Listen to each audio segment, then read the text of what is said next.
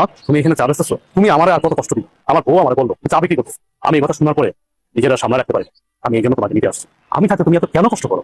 ভিক্ষা করো, চা বিক্রি করো। আমার বউয়ের বিয়ে করছো, দরকার কি আমার জীবন অশান্তি শুরু হয়েছে। তুমি আর নতুন করে কি অশান্তি শুরু করবা?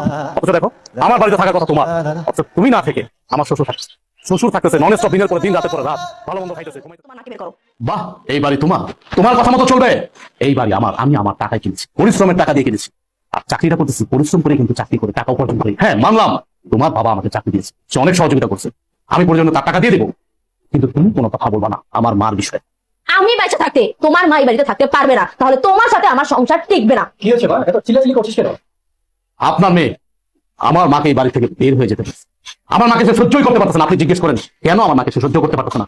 আমার মা গরিব, এই জন্য। বাবা দেখো, মহিলার দিকে তাকাও। এই সেই মহিলা যে কিছুক্ষণ আগে আমাদের কাছে চা বিক্রি করেছিল। আর উনি আমাদের কাছ থেকে টাকা কেন নেয়নি জানো? কারণ উনি আমার আদরের শাশুড়ি, আমার এই হাজবেন্ডের একমাত্র মা, ফকিন্নি মা, যার কারণে আমাদের কাছ থেকে টাকাটা তখন নেয়নি সে।